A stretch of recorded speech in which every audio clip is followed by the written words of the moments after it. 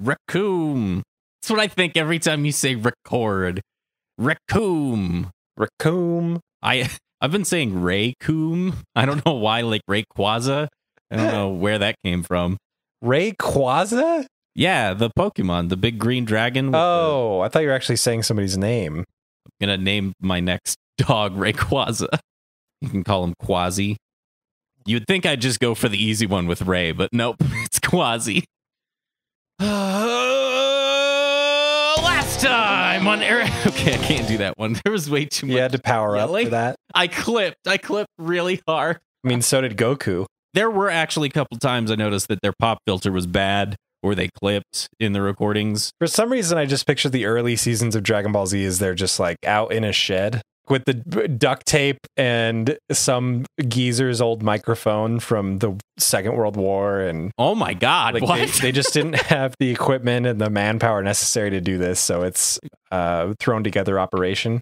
I just can't get over the Second World War microphone. I couldn't think of like an old microphone name. They're all just microphones. It's like an old ornate, it's like an old door, kind of, with the pattern all around the outside, the filigree. Is that what that's called? Filigree? Well, how did I pull that out? I don't know. Last time on Ericade's Dragon Ball Z, Goku finally turned into Super Saiyan. Now we're here. Oh, they fought a lot. They did. That's it. But the end That's result was, happened. yeah. You used the word filigree perfectly, and I don't understand how you, I mean, that was very impressive. I did recently learn that there's two different kinds of memory. There's the storage capacity of memory, and then there's the recall of memory. And most people have decent storage, but then kind of run into recall problems. And the older they get, the harder it is to retrieve that storage. I think I have really good storage and complete shit recall. And so occasionally I'll just pull something out from somewhere. Earlier, I was messaging somebody in Discord, and I said, oh, c'est vrai, which is French for it's true. And I don't know how I know that, but I do. That's fascinating, John. My favorite part of this podcast has just been getting to know you better. Oh, that's my favorite part of this podcast, just hanging out with you pretty much. So I appreciate that. That's all this is an excuse to schedule time for us to hang out. I know. And talk about a thing we like. Because apparently we can't do that on a regular basis otherwise. It's too much other shit, man. I know, life, right? Welcome to Ericade's Dragon Ball Z. I'm Spencer. And I'm John. And today we'll be covering episodes 96 through 100 of Dragon Ball Z. The first episode we'll be covering is episode 96. The American title is An Explosion of Anger. Actually, it's just Explosion of Anger. The Japanese title is An Explosion of Anger. Goku, avenge everyone's deaths. No pressure. No pressure. Do it, Goku. Everyone's. All the Namekians, Guru, Dende, Not Piccolo. just like affected, but just everyone's. Anybody Everyone that died. Anybody ever who has perished. My episode title is Round 10.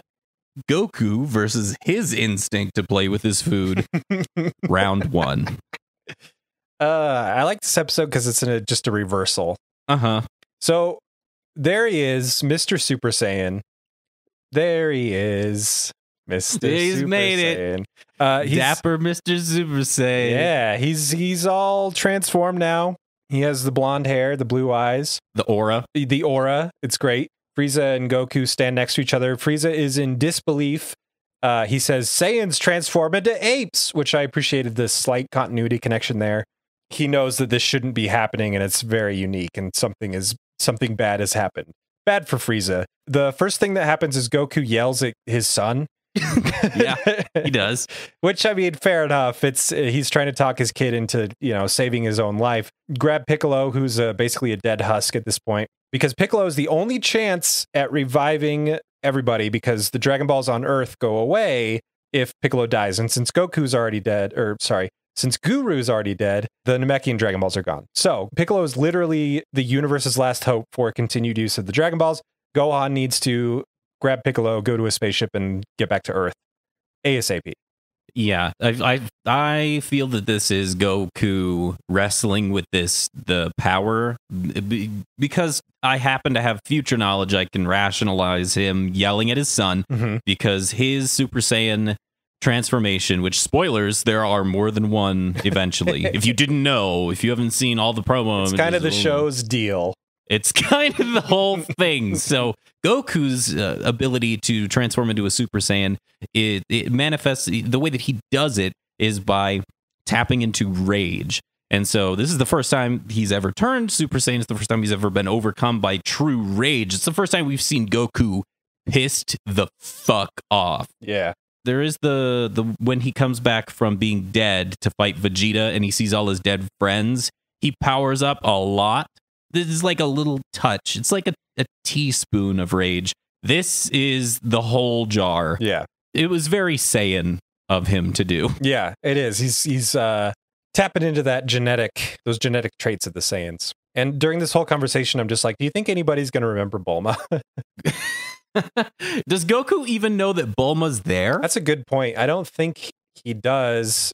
And Bulma's like, just regular human, so he probably doesn't sense her. Because she's like, you wouldn't notice a blade of grass. Yeah.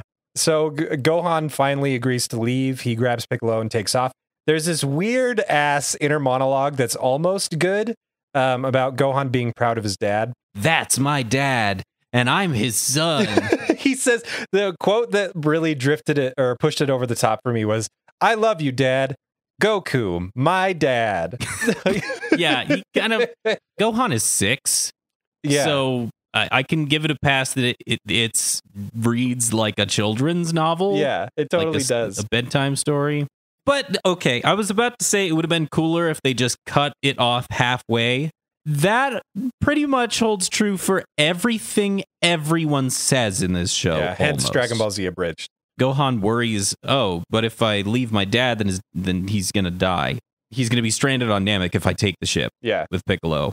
But he's been yelled at, so he goes off. Frieza says, "You thought I'd let anybody get away from this?" And he tries to kill Gohan as he's flying away. I thought that was pretty cool. It's super evil of Frieza. But Goku steps in, literally twists Frieza's arm, and stops him from attacking Gohan. Yes, this is the first thing that we've seen Super Saiyan Goku do, which is just appear in front of where Frieza was pointing their finger and grab his hand and crush it, and it brings Frieza to their knees. And this one felt pretty good because the last 5 episodes was Goku. He's just been a punching bag. Yes, that's all he is. He's a meat punching bag. So it's nice to see him have the upper hand. Finally, the cat and mouse game that Frieza's been playing with all the characters that we actually give a shit about has come to an end. Yeah, and as soon as that happens and you feel that sweet, sweet relief, it cuts back to Earth. And I'm just like, no, don't go back to Earth. But it's kind of fine, actually, because it focuses in on Dr. Briefs as he's repairing the spaceship. Holy shit. Dr. Briefs has some choice lines in these episodes. So good. It's so good. He's got his pet cat that we'll see again and again and again, this little black thing that sits on his shoulder. And its name is Scratch. I did not know this. I'd never have known this. But he names the cat Scratch in this scene. And Chi-Chi walks in and they like argue some more because that's their dynamic. Yeah, that's their dynamic. I love that Dr. Briefs doesn't take any of Chi-Chi's bullshit. Like he's just sitting there repairing the ship and he's talking to the cat. He's being all fun and being like, "Okay, cat, repair this thing." But he knows it's a cat. And then Chi-Chi walks in and she's like, "So now we're going to rely on a cat to get us into outer space?" And Dr. Briefs replies, "This is no ordinary cat. She's had 4 years experience." That's right. It's so good. And Chi-Chi says, "I don't care if you've won the Nobel Peace Prize. You're a kook. And so is your cat." And I haven't heard anybody call someone else a kook in so long that I forgot what that word meant. It was a weird blast from the past. But that's her whole thing, is she's mad that Dr. Briefs doesn't have the spaceship up and running. Dr. Briefs hasn't instantaneously repaired a spacecraft capable of shuttling human beings to another galaxy and back for the second time in all of existence. He hasn't fixed it over the course of 5 minutes. The third such spaceship that he's built. Jeez. After she crashed the last one. Yep. So she's just being Chi-Chi at this point. She's gone. Remember kind of in the beginning where we're like, you know what? Maybe we'll find out that Chi-Chi's like a sympathetic character and we actually feel for her. Nope. And there are still shades of that occasionally, but now she's gone full Namek Bulma. Yeah, the thing about Chi-Chi is she's like got serious, I don't want to say abandonment issues, but like codependency. Like something is weird with her and every other character sees it. But she doesn't pay any attention when they try to tell her about it. She's just a little bit crazy about her kids. A little. And like they could die. Gohan could die. And I don't blame her for that. But man, oh man, she cannot be reasoned with. It's hard to watch. Yeah, she's out of control. Yeah. So I'm glad there's Dr. Briefs there as just the absolute flat logical one to just shut her down. It's so good. It's so good. Master Roshi, I can't remember how they sense this, but they know that Goku's transformed. That's right. Master, he's just staring, I assume, behind sunglasses. Sure, yeah. To tell. Yeah. Staring into the middle distance, and who does he talk to? Does he talk to I think he's talking to Yajirobe. Yajirobe, that's right. And he says, I can tell something has changed. Goku is more powerful than he's ever been before. This could change him to his very core. It's I love your Roshi impression, by the way. But he does, he gets down to earth. He's a little bit serious for once. And I love it when Master Roshi is serious. His exact quote, or at least the one that really struck me was, that kind of power could change a man forever. Then it cuts back to Namek, where Goku is using Frieza as a punching bag, and he does the famous Bane move where he breaks Batman's back. Ooh, yes. It's really cool. He just slams him over. Anyway, it's awesome. Frieza's just getting his comeuppance, and it feels really good. Yes. Goku calls out, "No more!" to Frieza. And I'm really glad that we're watching this version of the dub, like the awful one, because it adds another layer of entertainment to where you know how awesome Goku is supposed to be, but the voice line is "no more," and you're kind of like, wait, what? And then he says, "Now you will know the horror." Yeah, there's a couple times in the series, it's really, really rare, where Goku's so mad he doesn't say anything and he just fights. That is when Goku is at his most intimidating, not when he's trying to say these heroic one-liners. He's not good at them. He's not Superman, which I understand that was their intention. Funimation was trying to Americanize this show and make it more like Goku is this heroic superhero, but he's not. That's never what Goku has been. He's just been a fighter and a martial artist, and that's it. And it just doesn't fit. So Frieza gets beat the shit out of a lot and is furious that this is happening because Frieza's only has two emotions: amusement when they're murdering things, and anger because things are not going their way because they're a spoiled royal brat. So Frieza explodes with this energy, and then we begin what is going to be known as the Dragon Ball Z dance, which is punch, punch, punch, stop and talk, punch, punch, punch, stop and talk. It's been like that a little bit, but it's never been so defined as it is during these fights. The Super Saiyan Goku for the first time versus Frieza fights. Yeah, you can almost set your watch by it. Frieza is the first to go. He delivers a classic "We're not so different, you and I" speech. He does. Yeah, he does. Yeah. It's hilarious. And then Frieza blasts Goku with like a lot of energy. And I knew that this was a moment where Goku was going to be fine, and he was. Because of all the smoke around Goku? Yeah, And then Frieza does it again, and I thought Goku was going to be fine again, and he was. Did you notice that the first time he gets blasted with energy, it's these huge waves of like orange energy, which is different than any of the energy we've seen that's Frieza do before. So you know Frieza's going hard now because it's big orange angry energy. Interesting. And then the second assault, it's the same kind of like orange energy, but now it has lightning arcing around them. So you know it's even stronger energy. Even more serious. And they're just, you get a shot where you see the blasts are impacting Goku's aura. It's not even hitting Goku at all. It's impacting the energy field around Goku. Oh, that's cool. I didn't notice. That's awesome. Yeah. That's a good catch. It's because he has this indestructible power known as plot armor, and we get to physically see it. It's one of the rare the times show. in television where you get to see the plot armor on a character. Goku responds with a literal flick of the wrist, and Frieza just goes flying. Oh my god. Yeah, he does the grave digger move that he uses to dig Vegeta's grave, except he uses it on another person. And it blasts Frieza all the way around. He just and goes. This is the best Goku Frieza fight that we've seen, because a lot of the time we just are exposed to beatdowns for no reason. This one has a really good reason. Yeah. And the whole time Goku has this like almost evilish smirk on his face. It's unique to Goku in that we've never seen that before. Mm-hmm. And it's right after Roshi said this could change him forever. Yeah, which I really love. Like throughout the next few episodes, those words kept coming back to me as I watched this fight. It was really cool. And they both end up on a rocky pedestal, as they do. Frieza like attacks Goku in this weird Stonehenge rock pillar place that we've never seen before. It's so weird. And I don't know if it's a natural location on Namek or if it's from their fight. Yeah. But I did notice that they're of equal height, unlike any other time you see them. Yes. Yeah. And so that was a nice show me, don't tell me touch. Sure.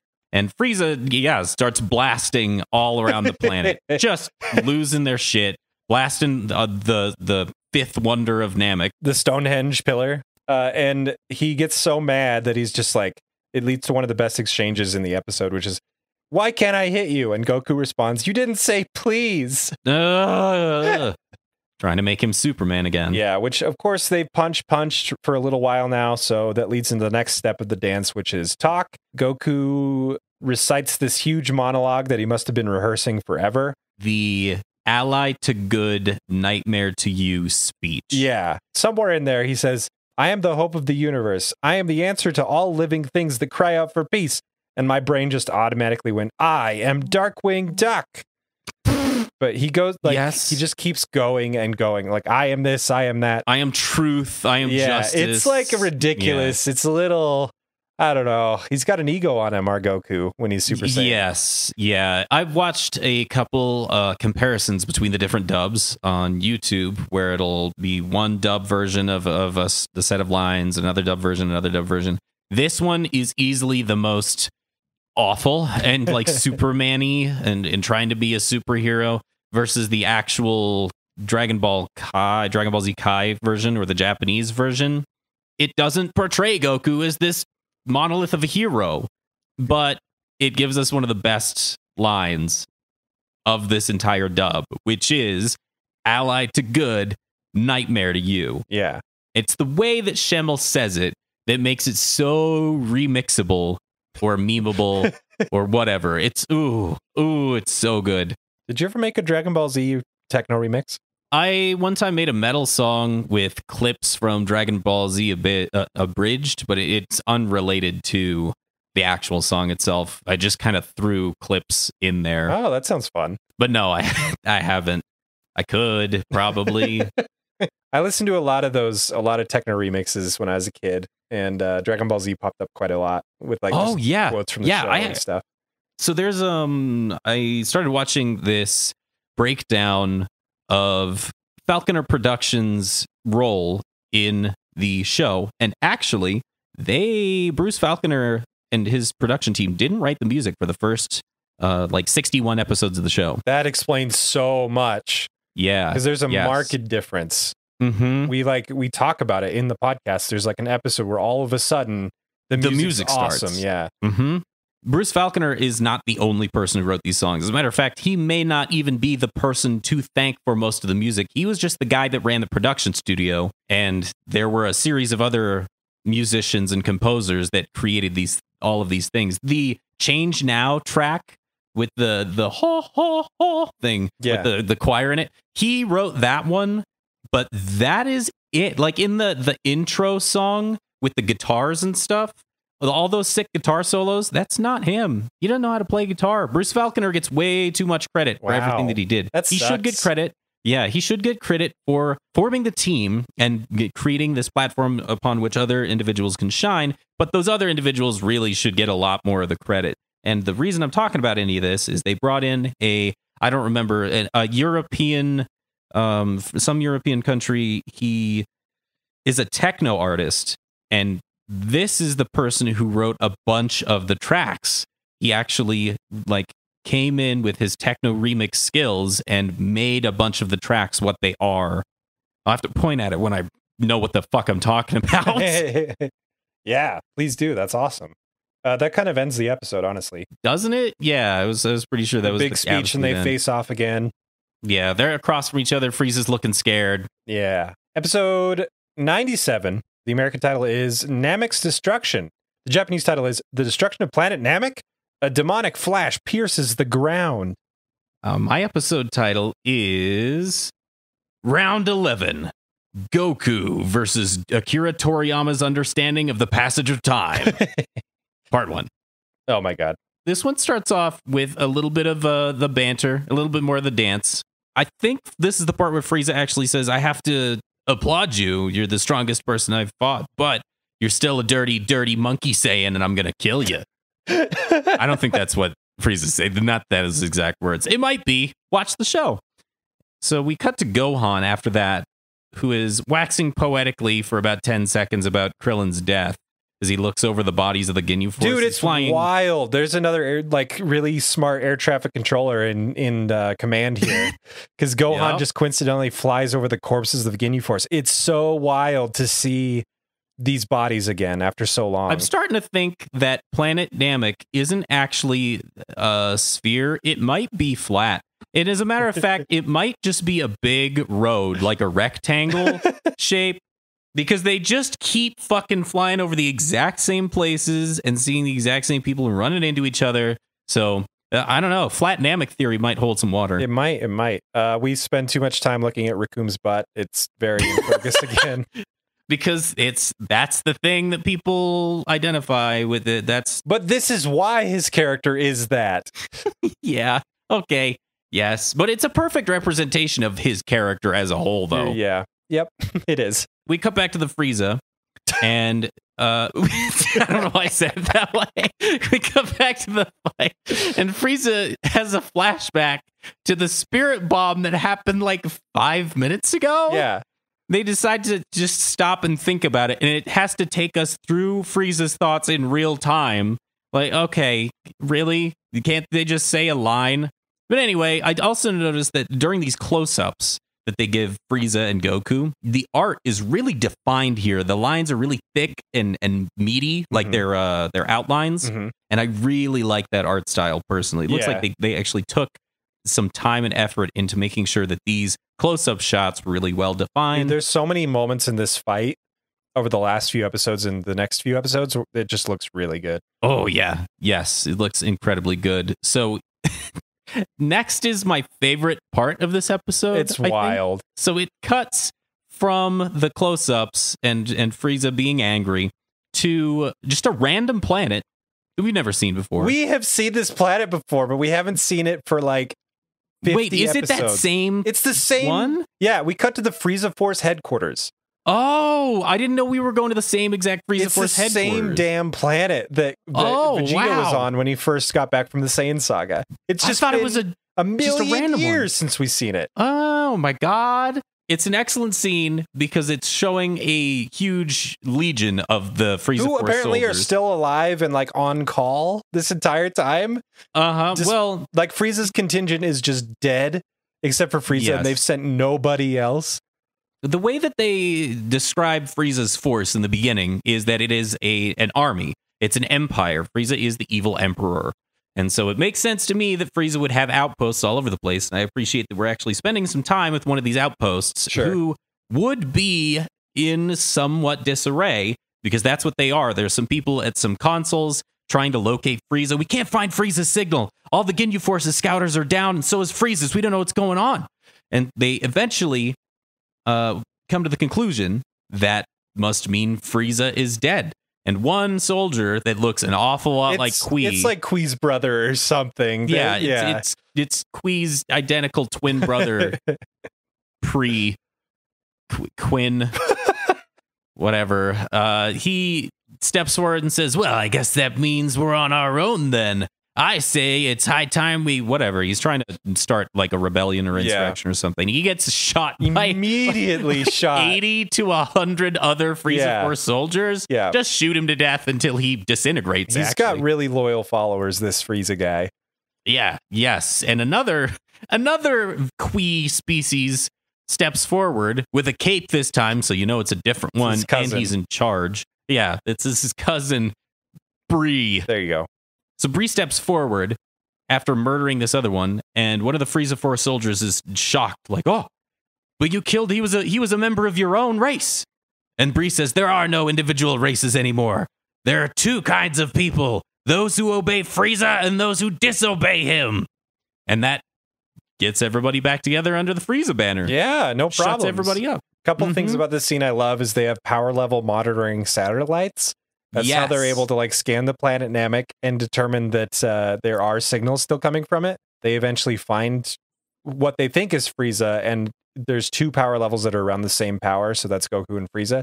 The other thing I love is they scan the power level with the satellites, and it's too much power, and the computers explode. But like, oh my god! But like my calculator, if I put in all 9s and then hit +1, my calculator doesn't explode. It just errors out. And I just loved it. It was a great scene.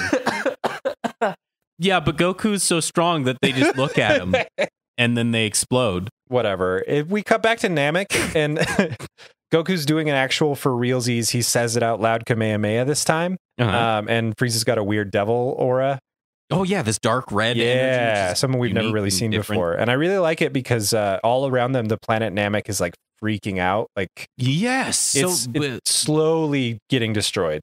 Between the two of them, Goku is charging up this Kamehameha, and they have this aura around them, a circular glowing, was it the Super Saiyan yellow color? I think so. And then Frieza has this dark red one, and between the two, their auras expand to where there's like a singularity. What is it? They're clashing. The two energies are smashing against each other, and it creates singularity in between the two energies, and it just starts sucking in water and trees. It's nuts. Why does that happen? Is it because they're the embodiment of good and evil and they're touching? Is there a reason? Is this supposed to be showing me something without telling me? Because I'm really trying to figure out why that's happening. It's a little confusing. It just creates this really neat visual. Cuts to Gohan afterwards, who finally gets to the spaceship with Piccolo. Yeah, they find the Capsule Corp spaceship that Goku arrived on, and then it cuts back to Earth in maybe the best Earth scene of them all. Ooh, yeah, this is a good scene. Back on Earth, Dr. Briefs and Chi-Chi are talking some more, but Dr. Briefs is fixing the spaceship. If you remember, the spaceship broke because it like tried to launch and then landed on its side, so it's at a weird angle. Dr. Briefs has stacked boxes up through the door so that he can reach the center console of the ship, which is now in the air and sideways. So he's reaching up as high as he can reach to fix the console. And so everything's sideways except them, but it's really funky. And a message comes through on the ship. They get a Skype ping. Yeah, they get a sideways Skype thing on a monitor next to them. And it allows them to see Gohan and Piccolo on the Capsule Corp ship on Namek. It cuts back to Gohan and Piccolo, and you see Chi-Chi's face, and it's sideways because she's standing at the wrong angle for the camera on the ship. And Chi-Chi's basically like, come home, Gohan. Don't go back out there. Don't try to rescue your dad. Don't try to kill Frieza. Just come home. Where it's safe, you're right there, you're in the ship, just come home. And Gohan does like the best thing that he's ever done in the entire show up to this point. Yes. Which is he ignores the message from his mom, turns around and walks away. Yeah, I think we might need to explain what we mean by ignore, because it's not like he hits the red phone button on the phone. It's not like he just ignores. This is the first time he's seen his mom in however long they've been on Namek. Yeah. He watched Krillin die. He's watched Dende die. He's 6. Or maybe he's 7 now. Whatever. Single digits child. But he can go home. The door is open. And Gohan says, "No, I'm going to go help my dad." And turns around. And you get to see everybody on the monitor. It's Chi-Chi and Roshi. And they're Dr. yelling Briefs. at him. No, what? Come back. What are you doing? Let's just talk to us. and Gohan walks out slowly. It's a really good scene. It's one of my favorite scenes in the saga, I think. And he has this face, this stern expression, like, I know what I have to do. Yeah, Gohan hasn't had a lot of character development in this saga up to this point. Like, he did at the beginning, but then Goku took over the show, and Vegeta took over the show, and all that stuff. So it's nice to get back to who was essentially the main character of Dragon Ball Z, and I'll fight anybody who says different. It's really nice, honestly, to get some focus on him and have him change and grow. Because that's what this show is watching Gohan grow up. Yeah. So Gohan's standing in the doorway. It cuts back to the fight between Frieza and Goku. Frieza's pretty much given up at this point. He's just like, screw it. Like, Goku's so powerful. I'd rather destroy both of us than let you live. And so he charges up an evil spirit bomb, basically. That's what it looks like. Yeah, the Nega spirit bomb. And I think he says, die, planet, die? Is that his little... That's what he says. Okay. Die, planet, die. Here's my note. In quotes, die, planet, die, end quote, OMG. I love it, though, because right after he says it, it just cuts to the commercial break thing. And then he cuts back in and he's like, say goodbye to Planet Namek. It's just horrible timing. Yes. And Goku's only line as he watches this beam is, can't stop it. Can't stop it. And it just can't stop it. It's so good. That's his only response to this entire thing. He didn't even thing. try. He just watches. He's been shown to be faster than Frieza. Yeah. Over and over. Yep. The last episode was showing us, not telling us, how much better Goku is now than he's ever been before. How much better he is than Frieza. Can't stop it. So here we are.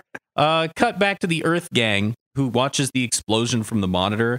Then to Bulma, who is covered by this explosion of this beam striking the core of the planet from Frieza.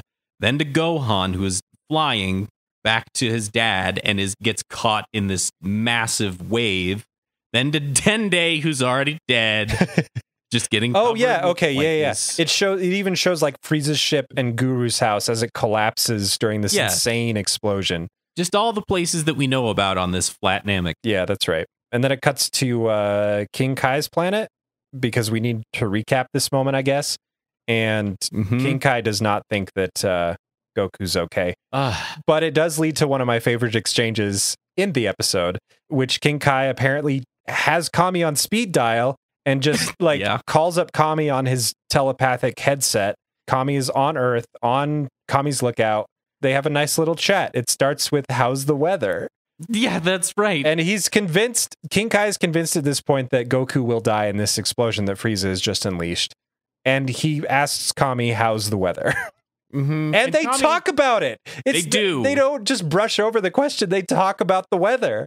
At least Kami has the common sense afterwards to be like, I think there's more pressing matters. Yeah, he does. He says to attend to. Kami mentions that Mr. Popo has been out searching for the Earth Dragon Balls and almost has all of them gathered, which is great. Because Kami's alive, they surmise that Piccolo is not dead. Which means the planet can't be totally destroyed. Frieza can't have destroyed the planet. I mean, King Kai is smart in this scene. He's just like, I don't know. He just goes about it a weird way. Here, I've got it. I've got this. So I tried to imagine what it's been like for the Z fighters on King Kai's planet. And the only connection is King Kai. And here's how King Kai goes. It's useless. The Ginyu Force will kill them all. Oh, wait, they died. But it's useless. Vegeta's still a bad guy. Oh, wait, he's fighting with the good guys. Oh, but they'll die to Frieza. Oh, wait, Goku's there and he's keeping up. Oh, no, Frieza's really trying. Oh, no, wait, Goku can win. Oh, wait, no, now the planet's dead. Oh, wait, no, it's not.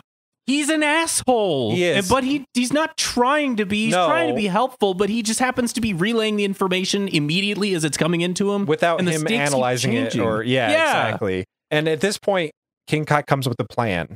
And it's fantastic.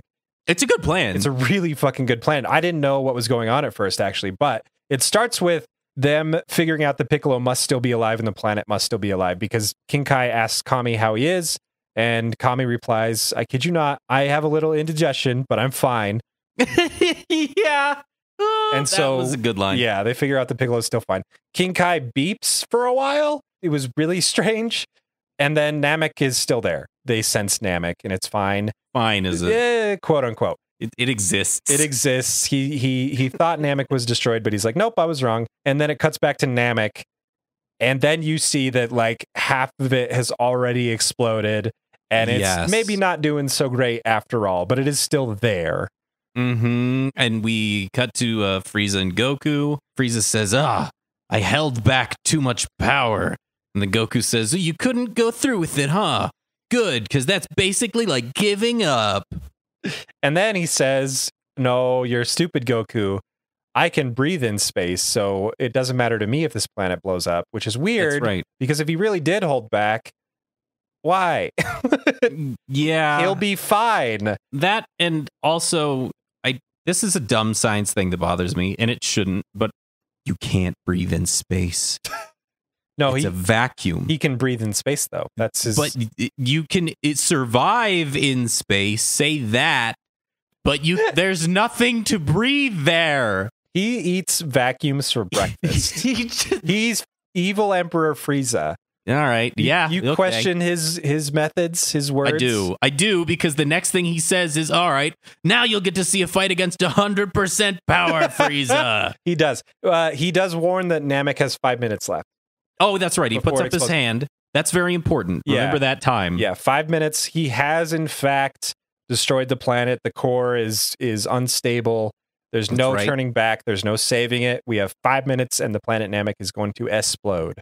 And we have 9 episodes left of the saga. So something's weird in the math there, but moving on. And then Frieza says, 100% for real this time, I promise. No lies, no takebacks. I'm going to go full power now, for real.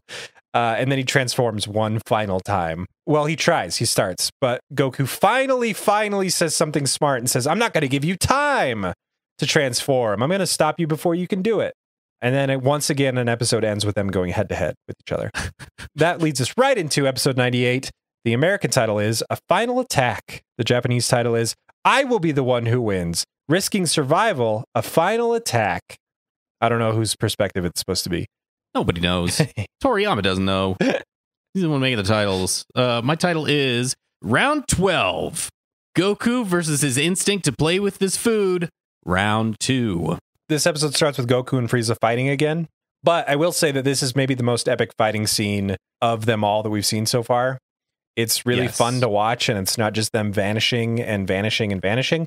It's also not just one person getting the shit beat out of them. It is actually like a blow for blow, really cool cinematography, just like epic battle. Goku gets a good hit on Frieza, and Frieza throws up blood, like vomits and like blood. That is happening, and in the background, the planet's exploding all around them. There's electricity in the air. It's awesome. Yes, it feels like the stakes have never been higher, and then Goku opens his mouth and says, hey, yo, what's the matter? I didn't even write that down because it ruined the moment. Yeah, and we want to pretend like it's perfect. Yeah. Like, because this is the epic conclusion to this whole saga, and we want to pretend like it's really good. And it is really good. But we're looking at this as adults, and as an adult, I can't get past some of the fuck writing that they gave. Just take it out. Don't have them say anything. Just have them battle while the planet blows up around them. It's cool. I bet they did in Dragon Ball Z Kai when they went back and made it good. But so Goku really does some impressive midair acrobatic hits against Frieza, just juggling him in the air with his kicks and his punches. It's really nice. Very good. Frieza counterattacks with an energy blast that creates a huge trench in the ground right at Goku. Yes. Goku's fine, but in a rare thing for DBZ, his shirt's gone. Oh yeah, he loses comes his back shirt with a little less shirt, so you know he got hit. Yeah. And Frieza says the very confusing line, while you were down there spelunking, I was gathering precious energies. See, I didn't write that one down because it ruins the flow. It really does. It's a funny thing to say, spelunking, but then also Frieza was gathering energy. Goku was down there for like 4 seconds. Was not long at all. Anyway, we cut to Gohan. Yes. Who is trying to find Bulma on this completely wrecked-ass planet. We actually do see his real motivations for going back. While he hopes his dad is okay, he actually remembered Bulma because he's a good person.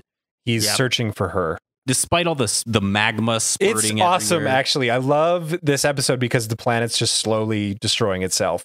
The background art does a really good job for as static as it has been these last like 30 episodes. stuff is starting to happen, and it's really cool. It looks real good. So Goku, this is the first time I wrote this down in my notes.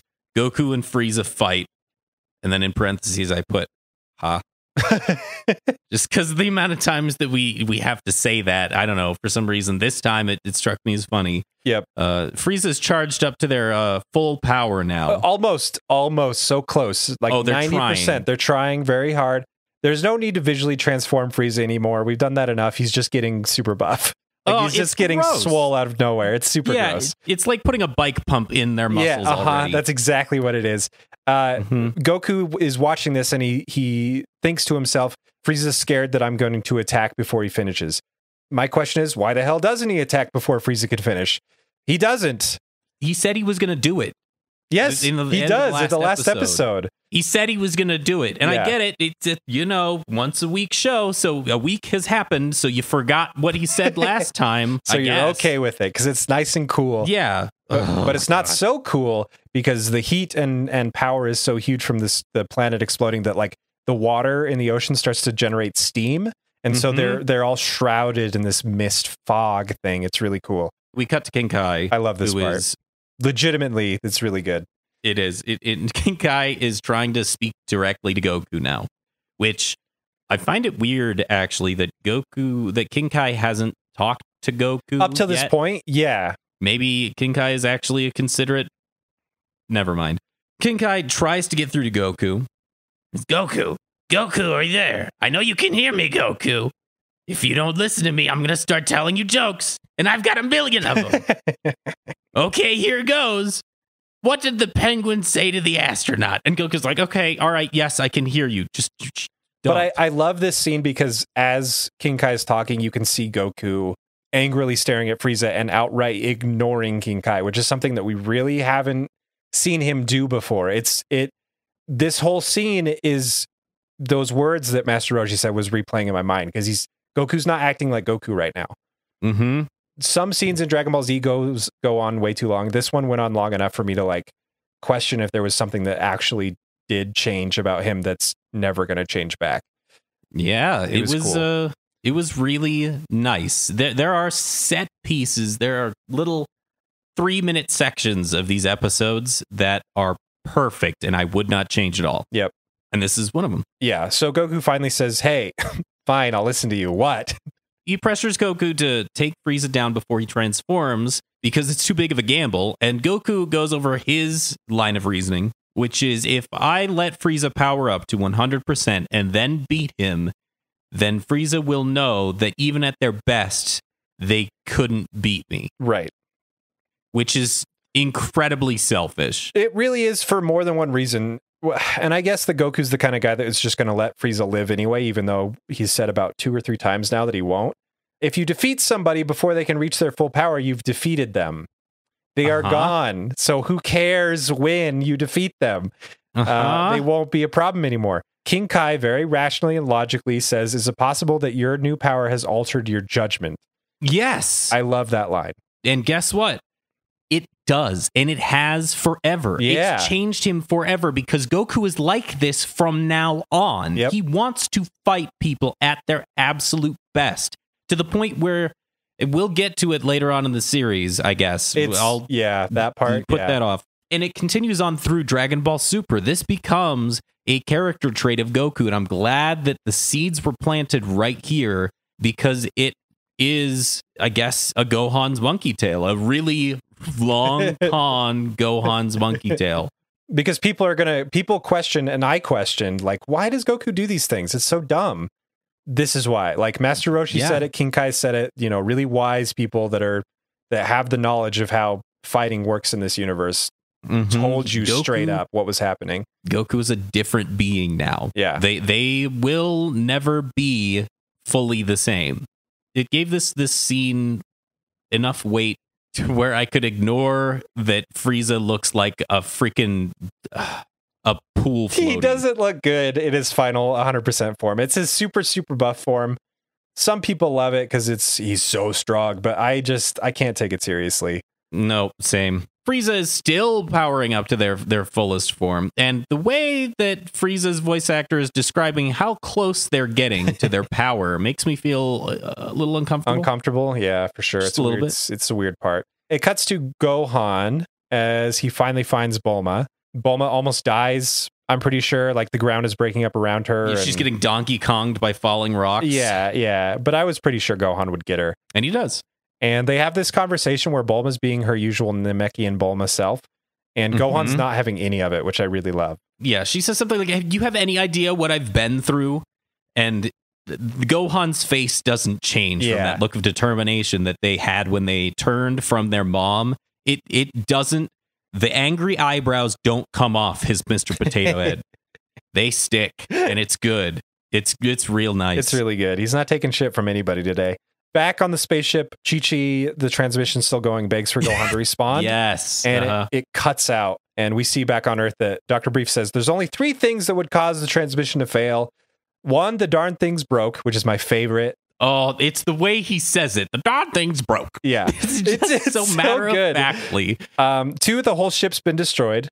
And then there's 3, interference from electromagnetic waves. The planet's axis is distorted.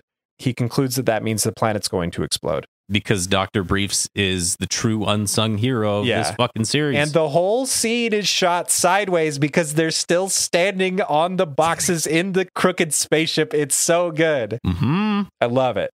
Yeah, so much better than the recap squad of King Kai's planet. So much better. Yeah, it's Dr. Briefs is the best recap squad. He's the recap squad we deserve. That's right. Yes. So we come back to Frieza after that. He's double C thick now. Who is just so incredibly thick, pudding thick. They are with plenty of popcorn, and they are still fucking powering up at first. And as plump as their muscles were before, now they plump even further. And you know what? I have to say at this point, because I'm used to Dragon Ball Z, I don't really think about it so much. The yelling that everybody seems to hate. Sure, that people say that they dislike so much. I agree. There has not been nearly as much yelling and posturing as people say that there are. There was way more in the Vegeta Goku fight. Way more. Oh, yeah. And Frieza isn't actually like yelling as they're charging up. They occasionally just give us really creepy updates like, I'm so close to getting there.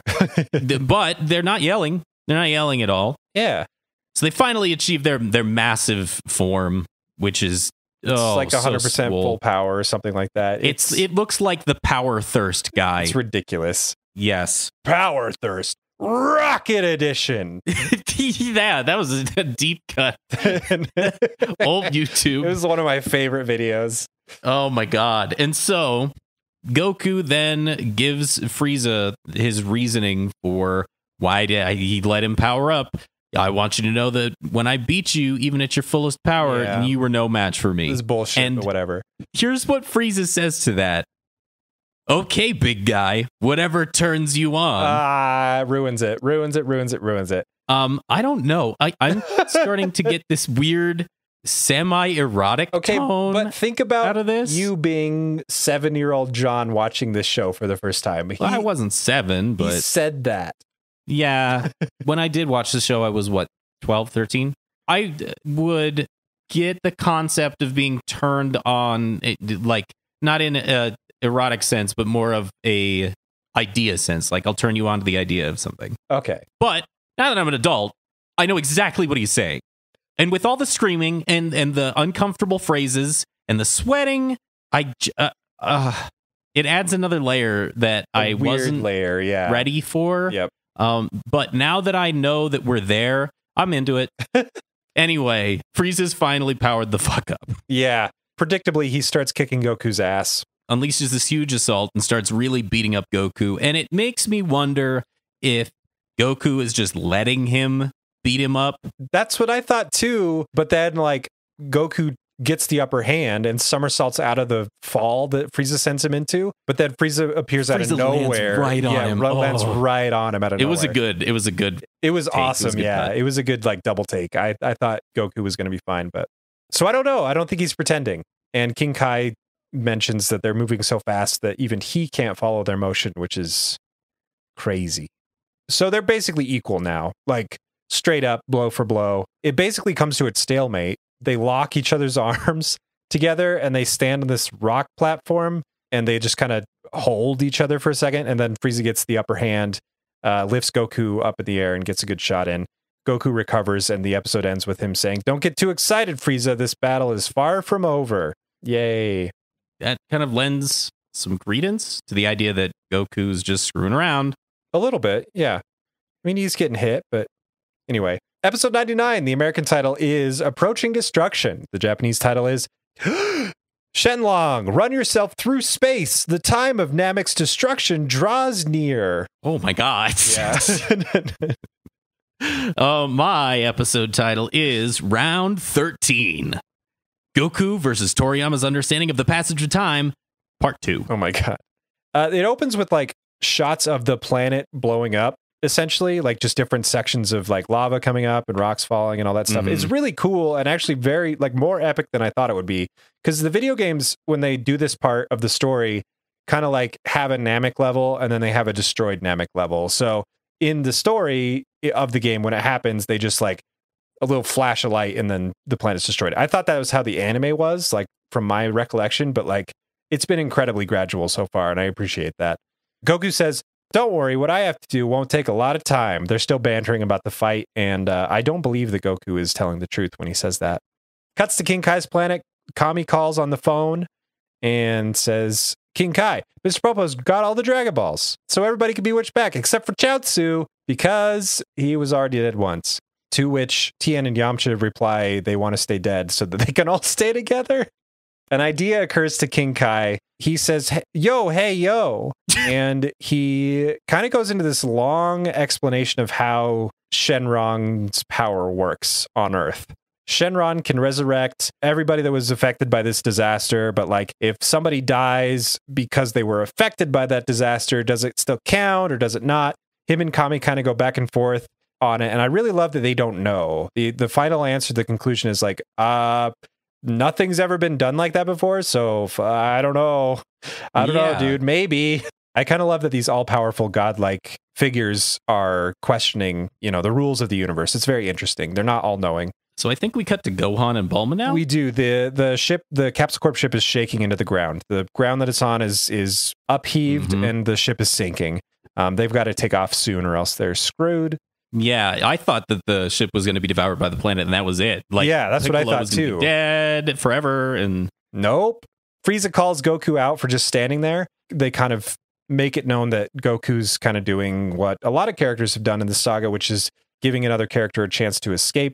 Goku's impatiently waiting for his son to get off the planet and to safety before he lets Frieza have it. yeah, which makes Goku look less like a selfish asshole. Yeah, I appreciated that. Then we get the intermission. And the reason I bring this up is because we're seeing Goku in like regular regalia in their intermission. It's their old turtle hermit outfit and Gohan in their original clothing that you saw in the first kid like, baby Goku, yeah. Or yeah, baby Gohan. That's right. And it just feels it feels nice. It feels nice to know that we've come quite a long way since then. Things have changed, evolved. Yes. King Kai spills the beans about his plan. At least they gave us a few minutes of wonder, because I was legitimately I did not follow King Kai's line of logic. I was like, I knew they were going to do something with the Dragon Balls to get everybody back. I didn't see, I couldn't connect the dots. It was actually one of the moments where the show was more clever than I was. But essentially, King Kai's plan is use the Earth Dragon Balls, wish back everybody killed by Frieza. If they do that, then maybe Guru will come back, which will bring back the Namekian Dragon Balls, which will give them another wish, because they never finished all three wishes when Purunga was summoned the first time. They can use that wish to wish everybody off the planet. That's their plan. Yeah, right? it's a big old domino effect of wishes. To get everybody resurrected that was killed by Frieza and to safety before Namek can explode. It's actually a really clever plan. Yeah. And then King Kai's last line when explaining the plan is, that will give the planet to Frieza, which will explode in his face. Yes, I'm glad that King Kai is showing his tactical, strategic knowledge Something here. of competency, yeah. Other than just the back and forth. They're dying. Oh, they're fine. Oh, they're dying. Exactly. They're fine. He clarifies, though, that this plan will mean that Yamcha, Tien, and Chaozu, well, Chaozu would have had to anyway, but the other two have to stay dead. And Yamcha says the best line that he's ever said, which is, no problem, I can stay dead. Bulma will wait a while.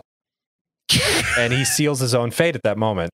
That's it for Yamcha, everybody. Oh my God.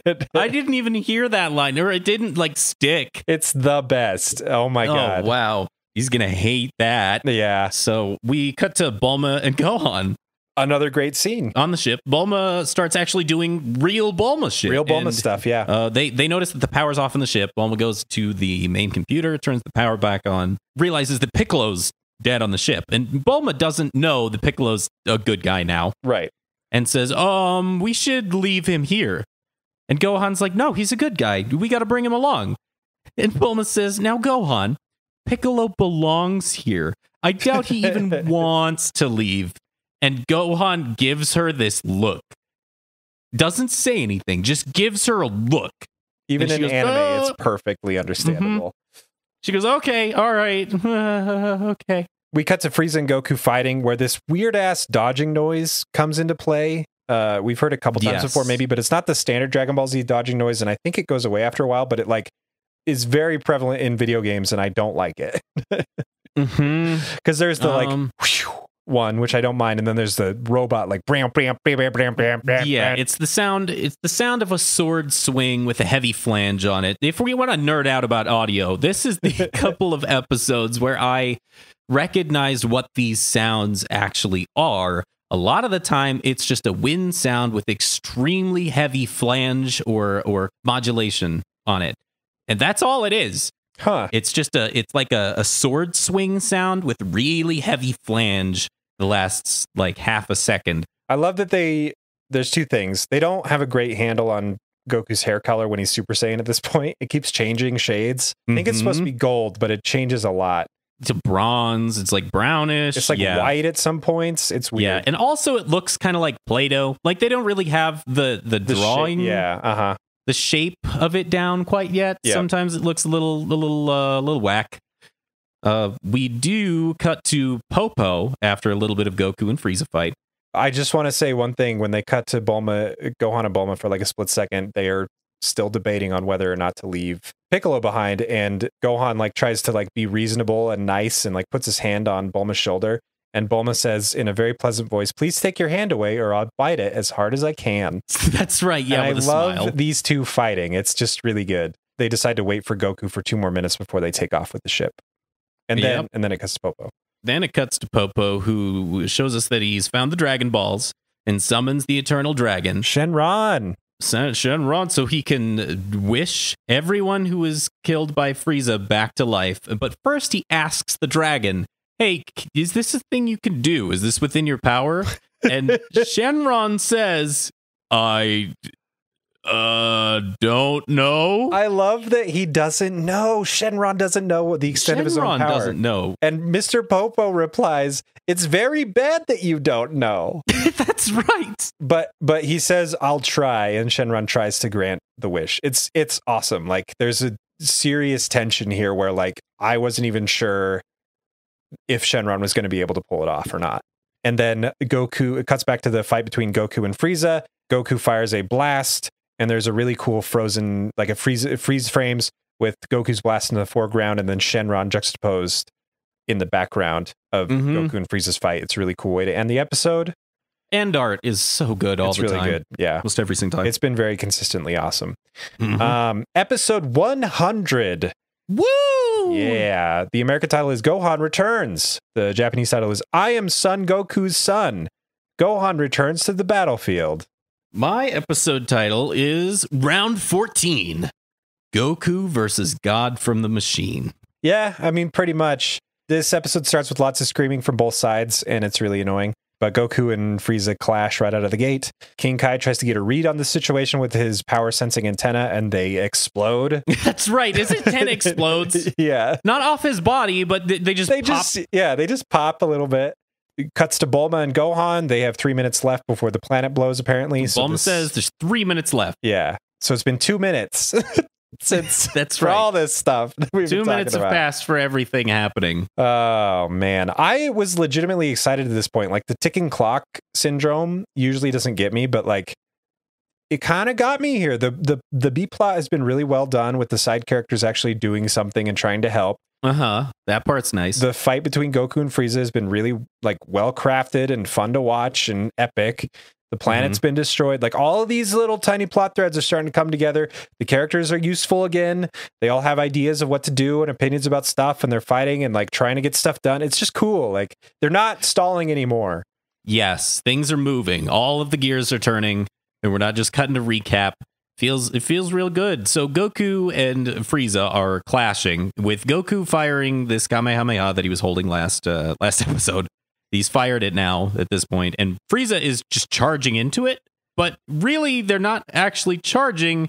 They're just withstanding it and slowly edging towards him. And Frieza's pose looks like they're trying to take a dump, and there's no other way to describe it. They also reuse the same set of animations 3 times. Yeah, I did notice that. Really bothers me. Yeah. So Goku pumps his beam up, gives it more juice, and Frieza just kind of leaves the beam and then blindsides Goku, which makes me wonder why more people don't do that. In the middle of a beam struggle, you just stop and then go hit the person. Frieza retaliates from Goku's attack and sends Goku plunging into the planet's core, and Frieza kills Goku. Like, that's it. Straight up, for real, this isn't a joke. Goku's dead. That's right. There's no laughter here. I'm being 100% completely sincere this time. Goku is dead at this point in the show. Ignore the titles of the episodes. Everyone confirms that he's dead. Everyone. Gohan says that he can't feel his dad's energy anymore. Yep. And so the 6-year-old decides to tell Bulma, I'm going to stay behind. He's going in. He's going into the battle. Nobody else is left to face Frieza. It's great. Gohan, like, proves that he's Goku's son. He says, this is the way I want it. Even if I die, I'm going to die trying to defend the planet and all that stuff. There's a shot that I really, really love in this episode where Bulma stares up at Gohan as he leaves, and the wind's blowing all around him in the spaceship, and the planet's like dying, and it's really good as Gohan goes to face his destiny.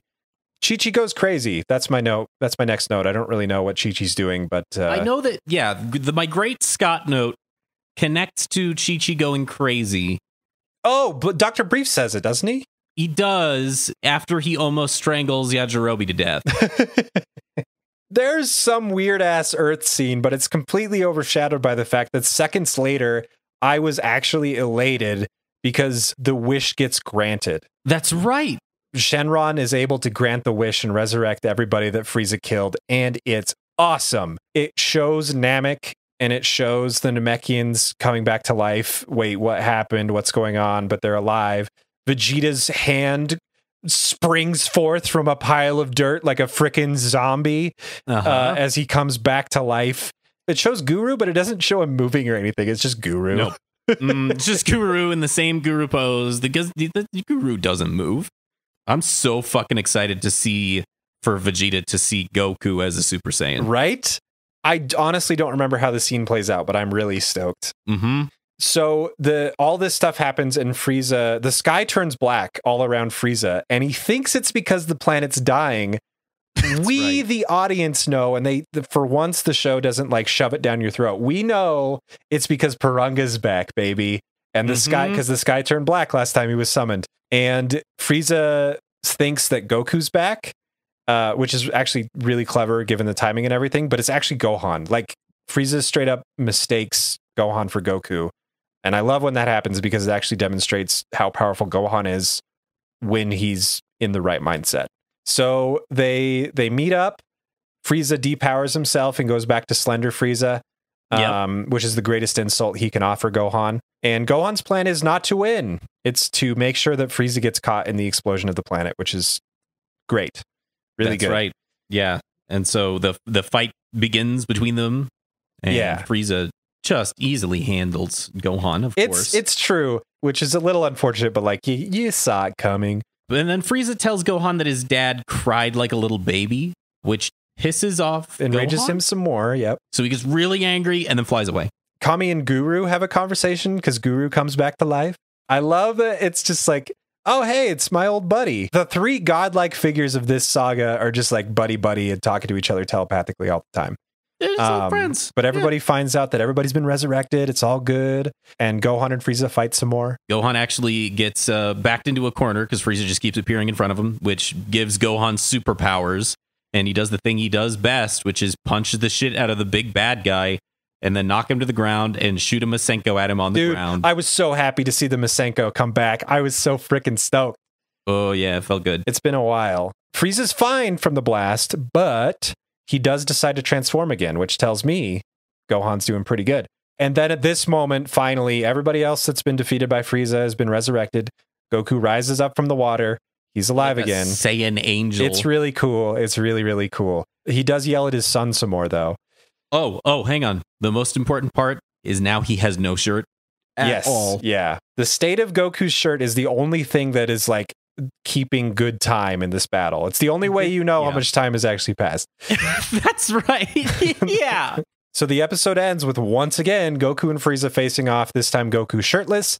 Paranga's back. All the Namekians are back. Everybody's on Namek, the planet that is set to explode in less than 2 minutes. Dende's got to make the wish, remember, because he speaks Namekian. And they got to get everybody safe before the planet explodes. Frieza's got to be dealt with. What the hell's going to happen next? No idea. That's where the episode ends. It's time for the final wish. It's time for the final episode of the saga. Next time we meet up, we will be going over 7 episodes of the show instead of the usual 5. We'll wrap up the fight with Frieza and Goku. We'll wrap up the epilogue of that saga, finish this season off, and then next time will be another saga in review. I'm stoked. I'm very excited. This chunk of episodes got me pumped again because the steam train is rolling once more.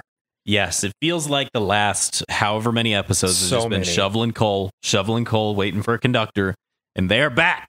So yeah, I'm excited to see what happens next, and we hope you are too. Join us next time. Join us next time on Eric Hates Dragon Ball Z. Thanks for watching Eric Hates Dragon Ball Z. It's a great podcast that John and I love doing together, and we're happy that you enjoy listening to it. Otherwise, we'd be sitting here talking to ourselves. If you want to what send a us weird some way feedback, to start this. I know, right? If you want to send us some feedback, email us at mail, M-A-I-L, at ehdbz.com. You can also get in touch with us. You can also get in touch with us on Twitter using the handle at EricHatesDBZ.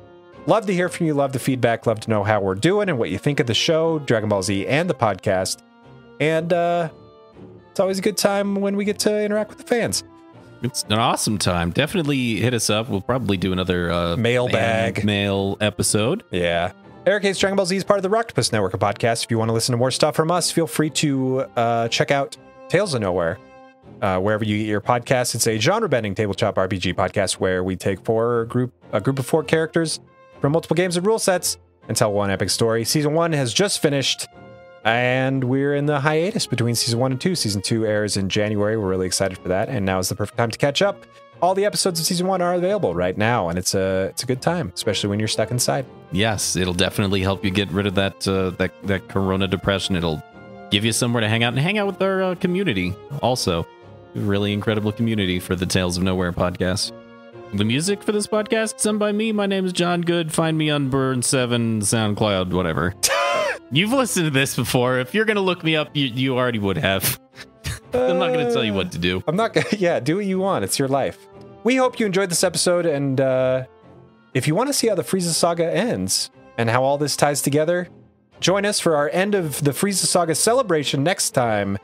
I feel like you have it. There's just like I just missed it. Yeah. If you enjoyed this podcast so far, then you got to go on and join us next time for the final episode of the Frieza saga as we tie this thing up and give it a fond farewell. The show must go on. The show must go on. Thank you. That might have been the quickest we've come up with something even partially usable. Yeah, it definitely is. The end.